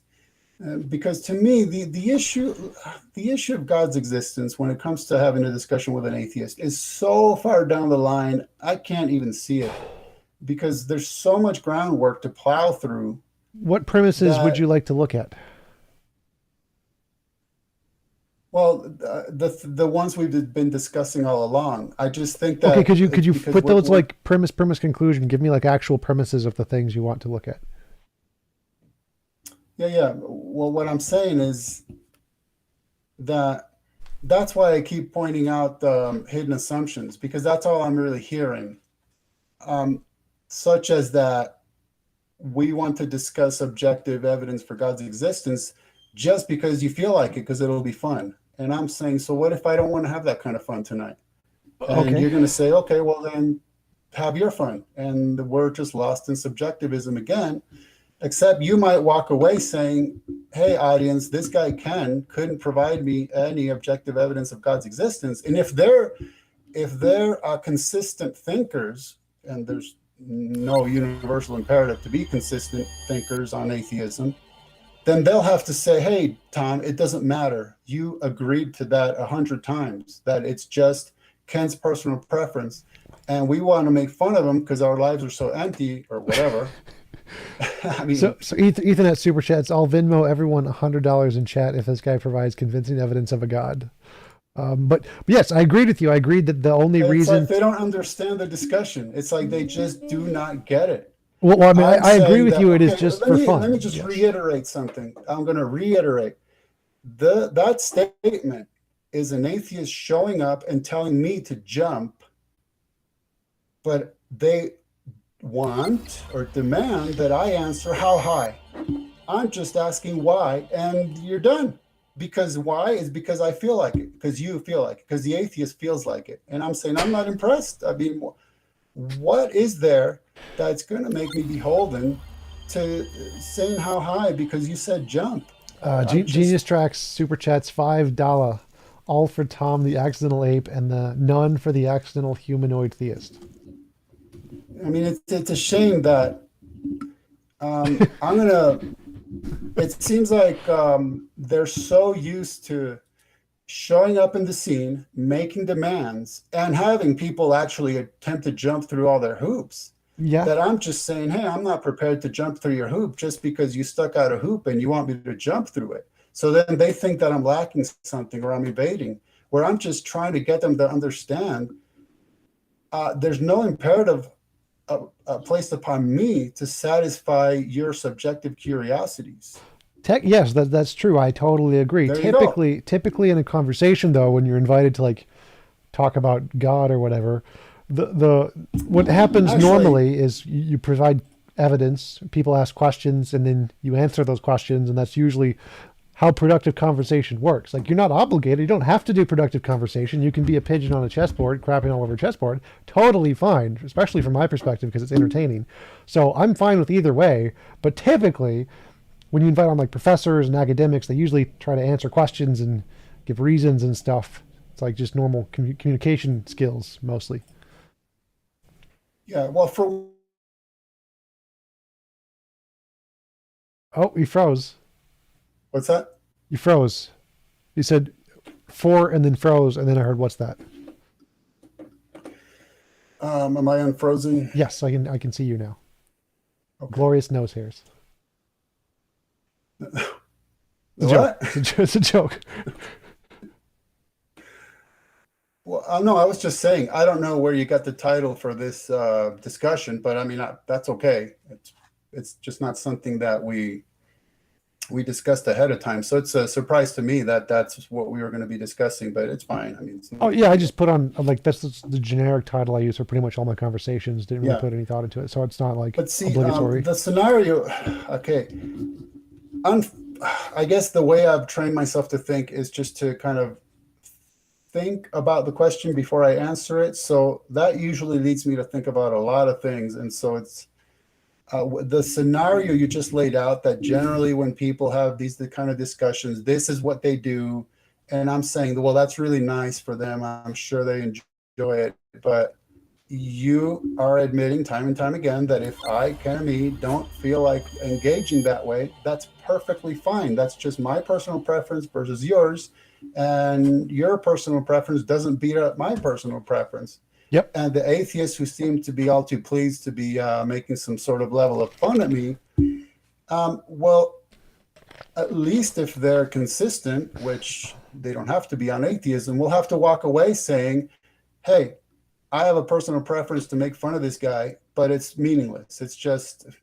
It's sort of like one of atheism's consoling delusions, right? The delusion of subjective meaning in an objectively meaningless existence. So Well, yeah, no, you're no. So, filling in so your like it would be objectively meaningless, but subjectively it would still have a lot of meaning. So each of the person who's making fun of you would gain a lot of subjective meaning out of it, even though it's not objectively meaningful to make fun of you. Also, super and chat we're from back. Marty Mad Scientist. Don't give up, kin. We don't deserve to understand God. Don't give us any evidence or understanding. It's wasted on us. You see what I mean? These are jumps to conclusions. That's all it is. Without Jumps to conclusions based on hidden assumptions. what I don't mean. So let's say it's a brute fact. This person, if they're going to listen to you, this person is going to have to walk away from that saying, hey, I showed that guy a thing or two, but okay, that was literally meaningless because I made fun of an ape. Well, I mean, again, you could go to the it's zoo not and do it's that. not literally meaningless. It would be objectively meaningless, but it would still be subjectively meaningful. So you can have subjective meaning isn't meaningless, right? So if it's subjectively meaningful, that's still meaning. Also, got a super chat from Correct. Gary Grant. This not a debate about evidence, as most all people who believe in the supernatural have No, not facts but want you to answer for them. Why are you here if you have no answer all of them evade. So the answer is no. This was not about evidence. Um, What would you so there like you to? go. What would you want to title it? How should I title it? Oh, I don't know. Digging into meta issues might be nice. Okay. Because if an atheist were to ask me for evidence, again, I'm not going to reply, well, how, why? I'm going to say, well, why? The first step, it seems to me, the first step would be for the atheist to justify their demand for evidence, or else Justify they're expecting. justify their Sorry, demand for evidence. yeah, So like that would be the part where I said before, like the reason we want evidence is because we can't differentiate imagination from reality with our imagination. We want something that can. Evidence is the thing that can. That would be the oh justification. man, yeah. I wish if I could play that sentence back and slow it down, I'd probably stop it 4 times to point out Okay, I that's can say it. I just can say it slowly. Like our imagination can't differentiate imagination from reality. So we need yeah, something that's that can. okay. I mean, I'll grant that, but that's really unless you want to traipse into the matrix again. I think that it's pretty certain that as you go through your day, you can be virtually 100% sure that you're experiencing real, actual, objective things versus Right, not. right, But okay, that's fine. right. So the reason we want evidence is because our minds aren't very good at distinguishing imagination from reality. So we need something that is, and the something that Okay, is evidence. let's can we back up? Sure. Back up a second. One sec. We got another super chat from my context. I think it is objectively the case that Ken hasn't presented any evidence of God. And you have to see that they're never completing their thoughts. That's a half thought, another half thought. And that is relevant because that person said so. Okay, an ape said so. How is that the least bit relevant to anything? You wanted to back up, so we're backing up to the Ever evidence thing. completed a thought? You wanted to back up to Yeah, the. So I said, distinguish. Yeah, yeah. Go ahead. to the point about that, we're not very allegedly we're not very good at distinguishing between reality and fantasy. Yeah. And so evidence allows us to distinguish between reality and fantasy. Yep. So what? Why should we opt for one versus the other? Versus that, besides that, you just happen to brute fact have a personal preference for one over the other, Well, if you're which we already asking, agreed to. I don't know. It's like we're going round and round. well, if you're asking a That's the question, answer. if you're asking a question about reality, so if I have a question, is it true? I'm asking about reality. To answer that question, you need some way to differentiate: is this imaginary or is this reality? So to answer the question, you would need evidence, right? You need because the point of asking is X true, is it true in reality, not in our imagination? And so, in order to answer that question, you need something that can differentiate imagination from Well, reality, right? okay. Well, we would pause. We went too far already. We went too far because we just snuck in that we're going to distinguish one from the other. We're still stuck at why, and the answer is because some of us feel like it, Well, no, the and why some of is us to don't. answer the question. So if the question is this true in reality? Well, then you need some way to answer the question. You would need some way to differentiate between the two. We also got a super chat from Pat Gee. Ken, specifically, which God are you arguing for? I think he said he was Jewish, Messianic Jew, so Christianity or something. I think that's still kind of a Well, version. if I wasn't aware that I was arguing for any God, we're not even anywhere close to that yet. Okay, Uh, so we got to the point where we agreed that for Tom, this is 100% a subjective personal preference de jour based discussion where Tom has personal preferences and those who don't, well, it's not really relevant except he likes to make fun of people and make fun of apes, like he's at a zoo making fun of apes and their performing their antics in their little cages. I mean, that's all it is. At least we agreed on that, right? It's just Tom enjoys this. He wants to do it with his life, spend part of his time making fun of apes, and okay, that's nice, I guess. I mean, I wouldn't recommend that as a goal for your life, but there's people making a living off of it. Yes, I'm one of them. Marty Mad Scientist super chats. Real things can kill you, unreal things can't. Being able to tell a difference lets you play the game longer. That seems good. Seems, exactly. It seems. There you go. Qualifying term. There you go. Okay. I mean, it's fascinating how these atheists are making my point for me without even realizing it. Yes, the atheists do like to make fun of theists. I agree. So we're going back to the Oh no, question of. that had nothing to do with what I just said. Well, you were asking a question It's as of. if it's as if that person doesn't recognize what they just said. The qualifying term was seems. So guess what? That person was applying a subjective personal preference du jour as well. It seems to them this way.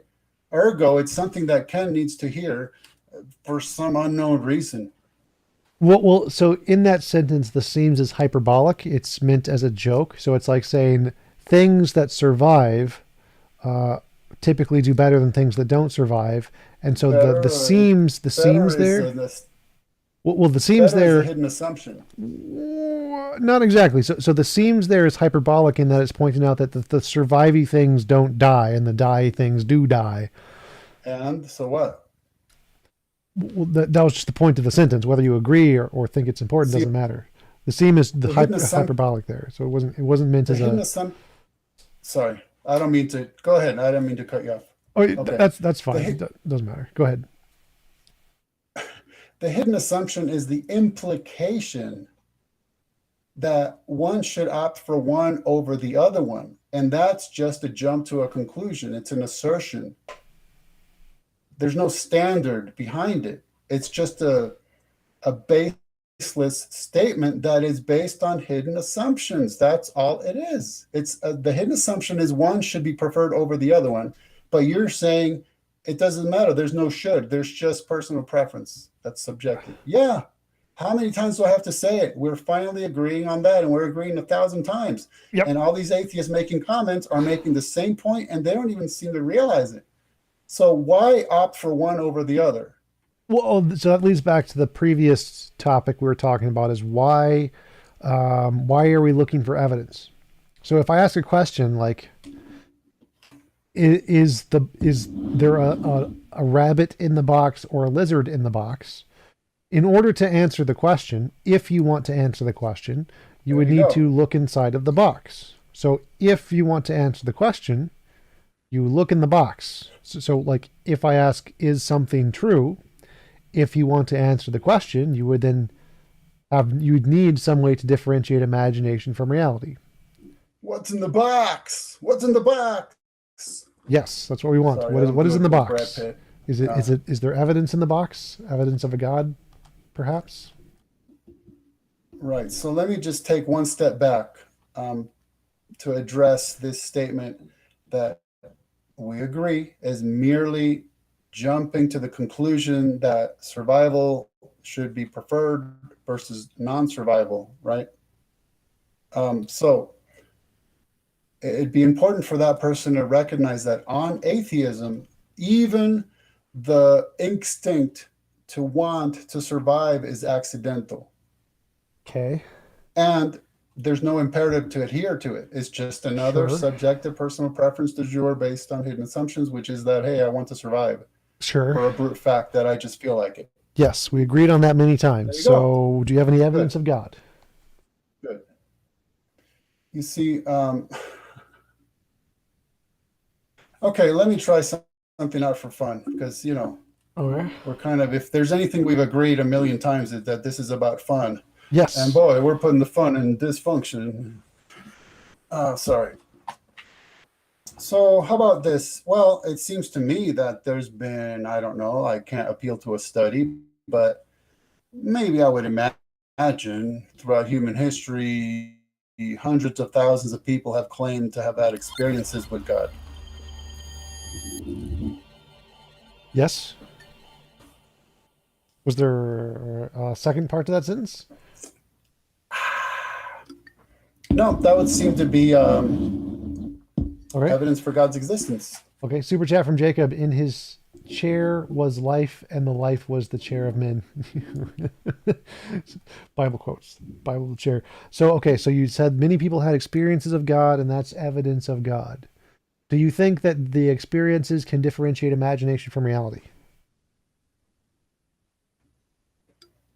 Well, I was saying before that I'm not sure it's a viable view that that in our daily lives we have much of a problem distinguishing truth from reality.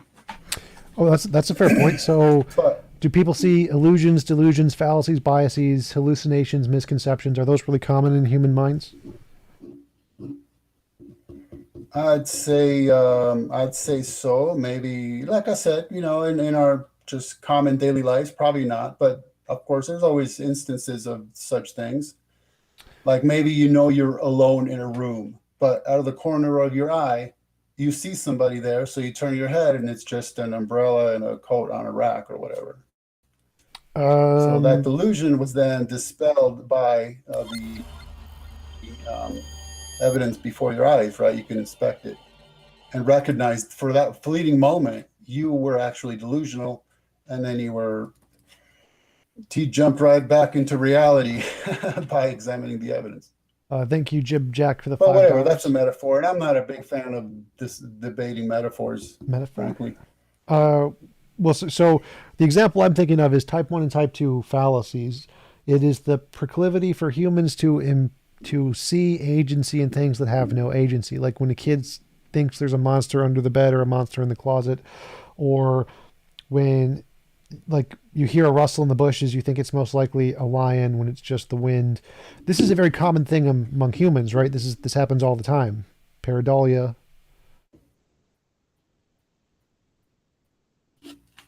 right? You would agree? This happens a lot. Yes, Okay, yes, sir. so it could be the case that when people experience God, it could just be one of these fallacies that people experience a lot, right? It's possible. Yes. So you would need some way to differentiate between whether it's one of the fallacies or whether it's real. You need to differentiate the imagination from the reality, right? Right.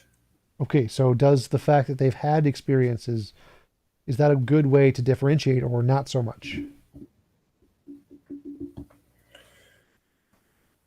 Well, this is why we circled around and around again into the issue of that now we're in a different realm. Now we're in a realm of Real what questions, yes. does count, does not count, is viable, is inviolable, is cogent, is not cogent, counts as evidence, doesn't count as evidence.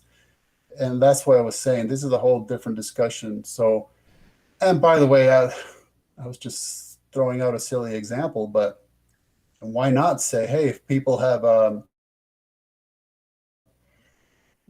claimed these experiences, that counts as evidence or an a form of level of type of sort of evidence. So why think that they were not actually experiencing objective reality?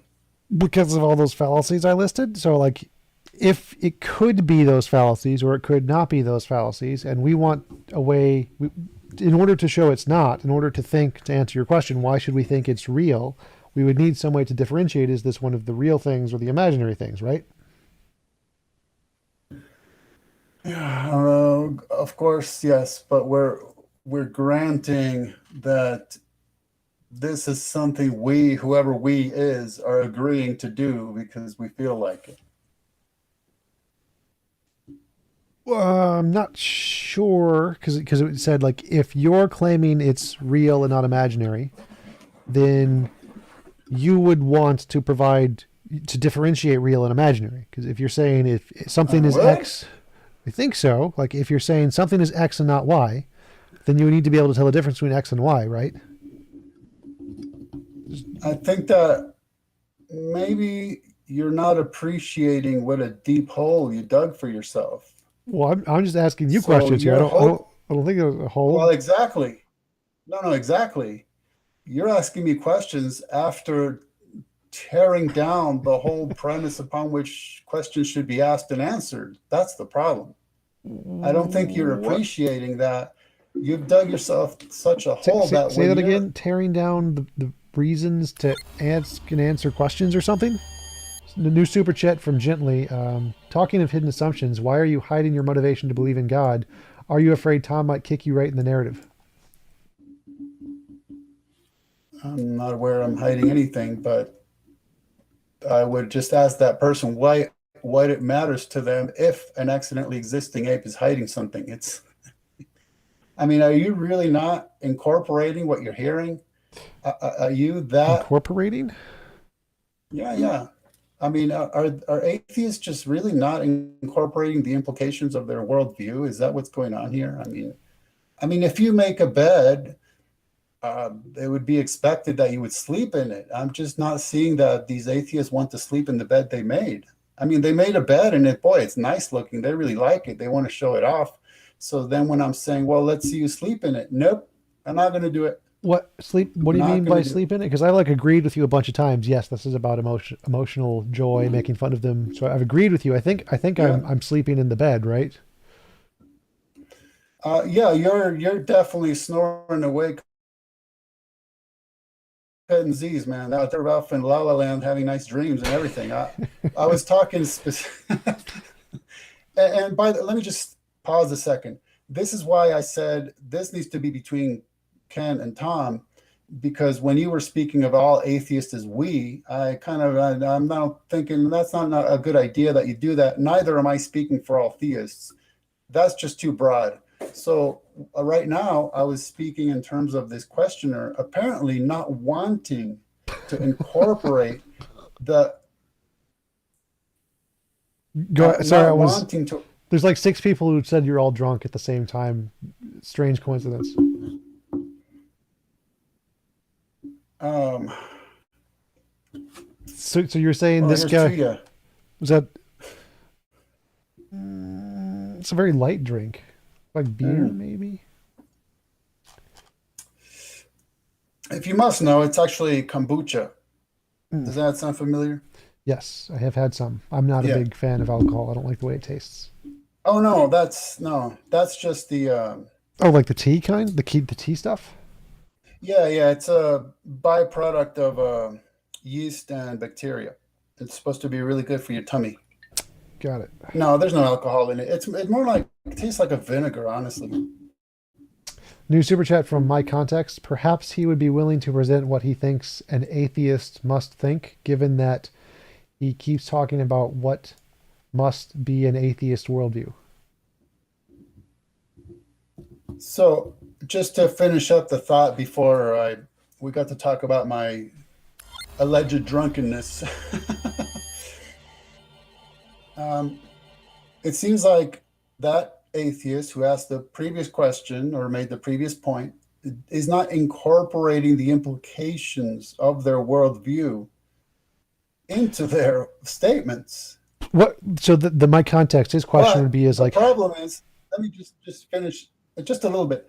But the problem is, there's no universal imperative in on an atheist worldview for them to incorporate the implications of an atheist worldview. So it's kind of like a catch-22. They don't have to do it.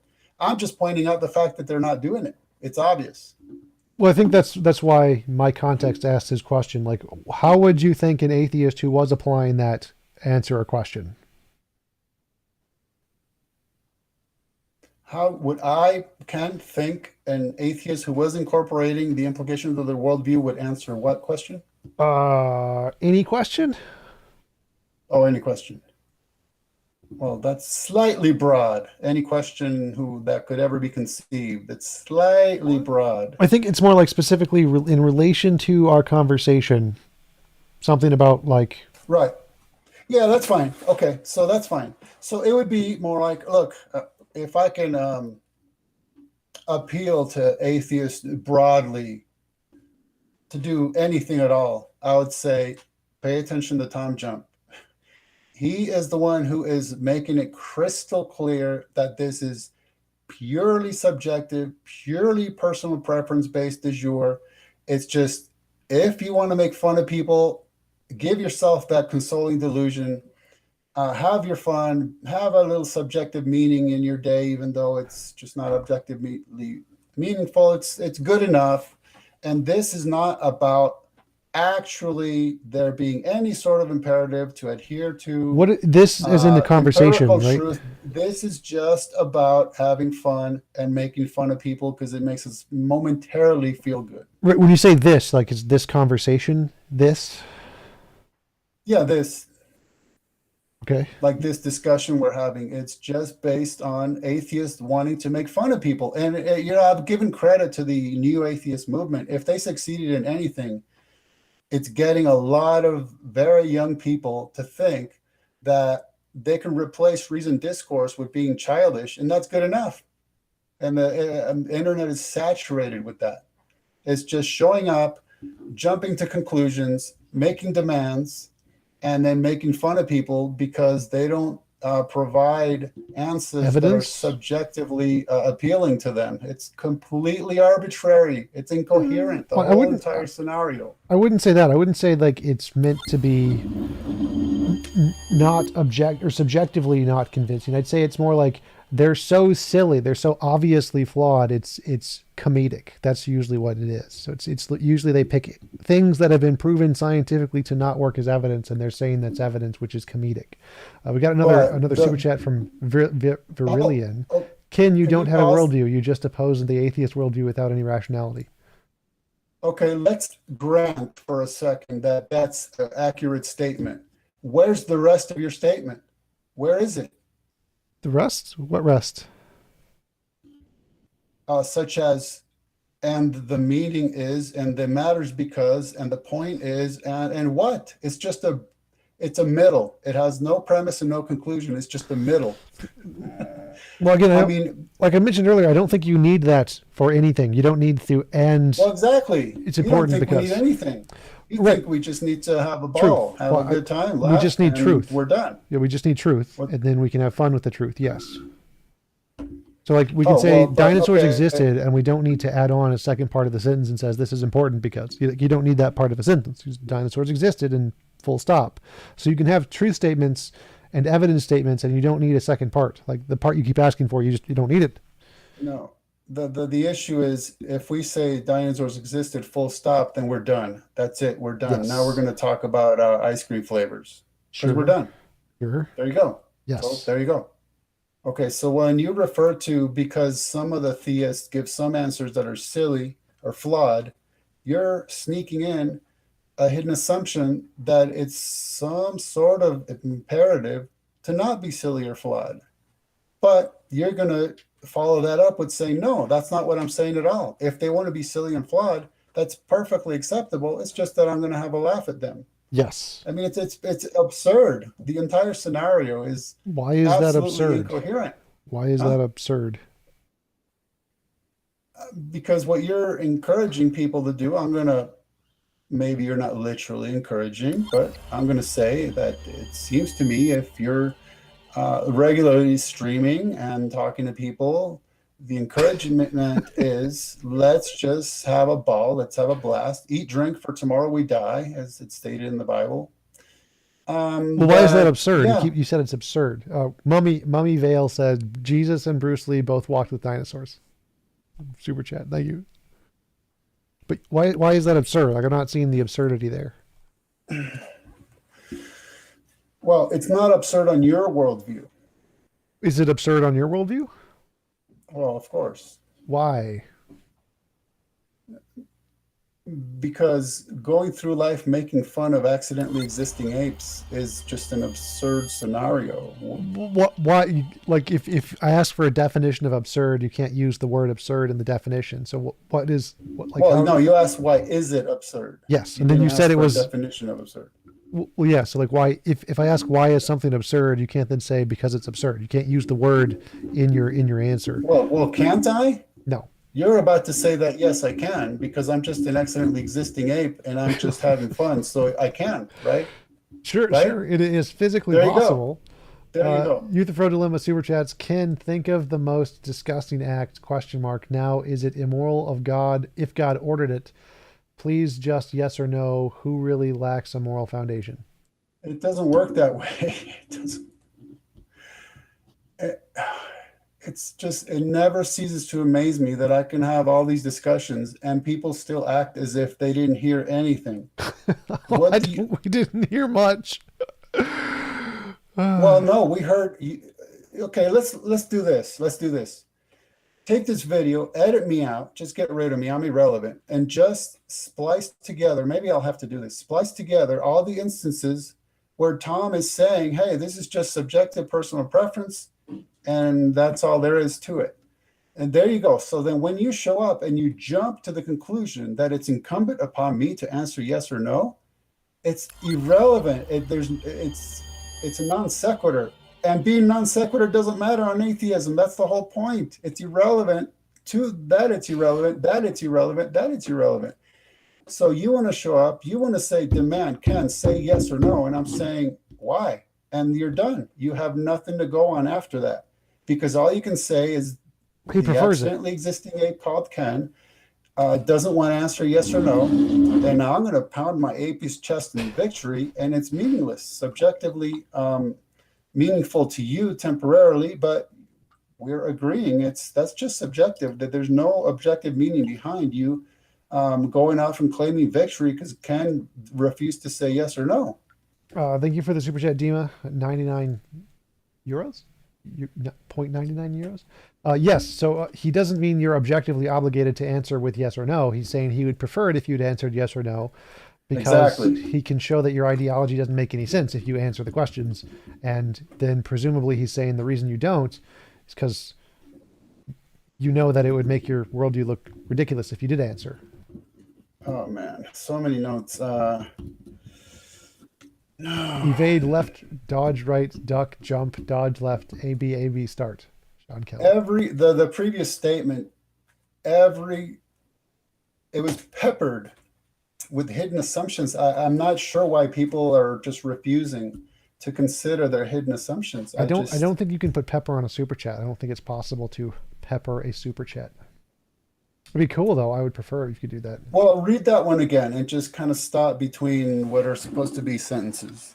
Can think of the most disgusting act? Question mark. No. After that one. After that one. Dima music. The one about. Go ahead. Making sense and ridiculous. That one. Making sense and ridiculous. Yeah. No, I think the one I read after that was evade left, dodge right, duck, jump, dodge. Before that one. Before that one.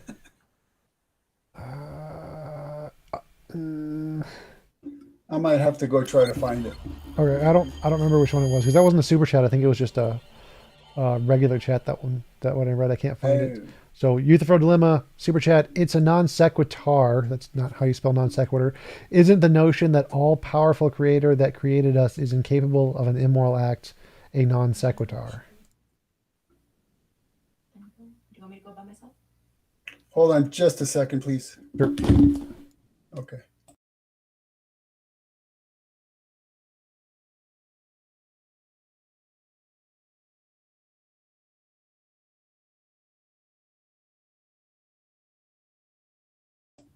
I'm sorry. I just got the wife shepherd's hook around the neck. Like we're supposed to be leaving the house in 10 minutes precisely. Oh, you gotta get ready. Cool. Well, I'm already dolled up. Come on. Go with the Bruce Lee shirt. At the very least, like I said, you can edit me out of this, and you can just make sure you understand Tom's point. I'd be more than glad to come back and actually just present evidence, not rehash everything, but continue on. And I hate that I have to leave. Honestly, I didn't realize time was flying by when we're having, guess what, so much fun. Right? Yep. Yeah, thanks for coming on. I appreciate it. You want to give a shout out to where anybody can find you before you go, and then I'll let you get off and go do whatever. Well, I'm right here. That's where they can find me. I'm right here. I meant like a website, YouTube. No, thing. I know. No, I know. And I I appreciate your engagement. I think that at least we came to a very strong, solid agreement, and I hope that atheists will incorporate that into their worldview, even though there's no imperative for them to do so. So that's kind of a losing battle right there. So, yeah, I mean, I'm at truefreethinker.com. I don't need to give out 100 different social networking site URLs. It's just that simple, truefreethinker.com. And I appreciate you for letting me mention that. Yeah, absolutely. It's actually on the screen, like the entire video. It's Oh, next to your name, so people oh, can that's see right. that. Yeah, Cool. I usually have that on there. Yeah. Cool. All right.